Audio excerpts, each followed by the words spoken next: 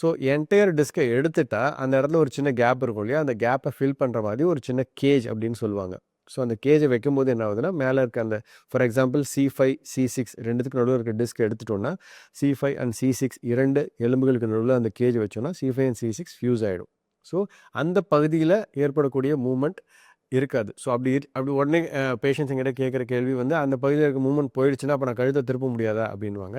அது ஒரு minor movement தான். ஸோ C5 C6ல் ஃபியூஷன் பண்ணால் மற்ற இடங்களில் இருக்கக்கூடிய மூவ்மெண்ட் வந்து அதை காம்பன்சேட் பண்ணிடும். ஸோ அவங்க முன்னாடி கழுத்தை எவ்வளோ திருப்பியிருந்தாங்களோ, கழுத்தில் எவ்வளோ மூவ்மெண்ட்ஸ் கொடுத்துருந்தாங்களோ, அது எல்லாமே வந்து இந்த ACDF சர்ஜரிக்கு அப்புறம் ஈக்குவலாக பண்ணலாம்.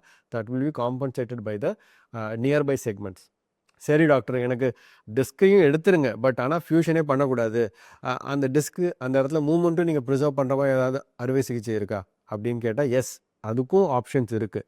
அது வந்து ஆர்டிஃபிஷியல் சர்விக்கல் டிஸ்க் ரீப்ளேஸ்மெண்ட்னு சொல்லுவோம். அதாவது டிஸ்கை எடுத்துட்டு அந்த கேப்பில் ஒரு கேஜ் வச்சு ஃபியூஸ் பண்ணாமல் செயற்கையான ஒரு டிஸ்க் அவைலபிளாக இருக்குது. அதை நம்ம அந்த இடத்துல வச்சுட்டோம்னா முன்னாடி இருந்த டிஸ்க் என்ன வேலை செஞ்சதோ அது இந்த செயற்கை டிஸ்க் வேலை செய்யும்.